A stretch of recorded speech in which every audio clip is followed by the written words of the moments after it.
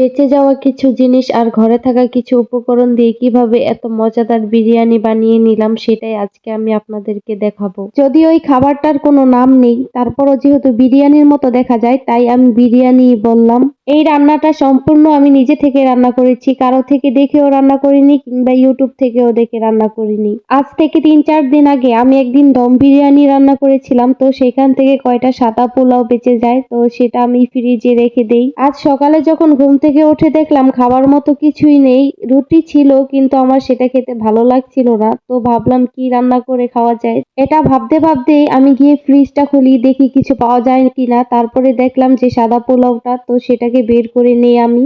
তখনও আমি জানতাম না যে আমি কি রান্না করব। তারপর আমি পোলাওটা নিয়ে রান্নাঘরে চলে আসি। এসে দেখি রান্নাঘরে বাঁধাকপি, তারপরে হচ্ছে গাজর, ছোট আলু এগুলো ছিল। তারপরে আমি এগুলোকে কাটাকাটি করে নেই। কাটাকাটি শেষ করে কাঁচামরিচের জন্য আবার আমি ফ্রিজটা খুলি দেখি যে ১ বক্স মাংসের কিমা ছিল, তো সেটাকেও নিয়ে আসি আমি। সবকিছু রেডি করে নিয়ে তারপরে আমি রান্নাটা বসিয়ে দেই। তারপর পেঁয়াজ মরিচ ভালোভাবে কষিয়ে আমার নিজের মন মতো যা মনে চাচ্ছিল আমি তাই দিচ্ছিলাম আর রান্না করছিলাম আর ভাবছিলাম যে কি দিয়ে কি রান্না করছি, কেমন হয় খেতে, খেতে পারবো কিনা, না সব ফেলে দেওয়া লাগে, সকালটাই নাকি মাটি হয়ে যায়। রান্নার মেইন মশলা হিসেবে আমি প্রথমে দিয়েছিলাম আমার একটা বানানো মশলা। আমি একটা মশলা বানিয়েছি, ওটা আমি হাবিজাবি রান্না করলে সেটার মধ্যে দিয়ে দিই ভালো একটা স্মেল আসার জন্য। পরে আমি সবকিছুর দিকে তাকিয়ে দেখি কেমন জানি বিরিয়ানি বিরিয়ানি লাগতেছে। পরে আমি ভাবলাম কেননা একটু বিরিয়ানির মশলাই দিয়ে দিই, তাহলে তো আরো ভালো একটা স্মেল আসবে।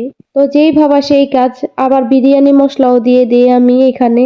যা হওয়ার তো হবেই, পরেই দেখা যাবে। রান্না করছিলাম আর মনে মনে ভাবছিলাম যে বানাচ্ছি তো জগা খিচুড়ি, সবকিছু দিতে থাকি, দেখি কোন জগা খিচুড়িতে গিয়ে থামে। জগা খিচুড়ি বানাতে বানাতে রান্নাটা যে এত ভালো পর্যায়ে পৌঁছে যাবে কখনো কল্পনাই করিনি আমি। রান্নাটা যখন শেষ পর্যায়ে আসে তখন এর থেকে এত সুন্দর একটা স্মেল বেরিয়েছিল যা আপনাদের বলে আমি বোঝাতে পারবো না। আর খাবারের টেস্টের কথা আমি নাই বলি, এটা এত পরিমাণ মজার হয়েছিল যা বলারও বাইরে। বিরিয়ানিও মানুষের এত পরিমাণ মজা হয় না, এটা যতটা মজা হয়েছিল। সবশেষে একটাই শান্তি, যাই রান্না করেছি না কেন মজা তো হয়েছে, খেতে তো পেরেছি মন ভরে, এটাই অনেক। সবকিছুর জন্য আলহামদুলিল্লাহ। এই বিরিয়ানিটা রান্না করার পর এই একটা জিনিসে বুঝলাম, ধৈর্য ধরে যদি কিছু করা যায় সেটা থেকে অনেক ভালো কিছু পাওয়া যায়। আপনি যদি আপনার সবটা দিয়ে কিছু করতে থাকেন ইনশাল্লাহ সেটা থেকে অনেক ভালো কিছু পাবেন। আল্লাহ তাআলা কাউকেই নিরাশ করেন না। যে কোনো কিছু করার সময় আপনারা হতাশ হবেন না, দেখবেন আল্লাহ তাআলা আপনাকে ঠিক ভালো কিছুই দান করবেন।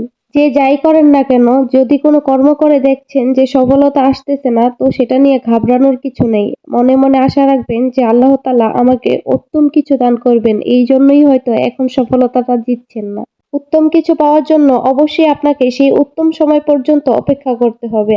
আপনি যদি আগেই হতাশ হয়ে যান যে এটা দ্বারা আমার কিছু হবে না, তাহলে তো আপনি আর সেই উত্তম জিনিসটা পাবেন না, কারণ সেই উত্তম জিনিসের সময়টাই আপনি দেননি। যাই হোক, সবাই আল্লাহর উপর ভরসা রাখবেন। আজকের ভিডিও এই পর্যন্তই। সবাই ভালো থাকবেন, সুস্থ থাকবেন আর আমার চ্যানেলটা অবশ্যই সাবস্ক্রাইব করবেন।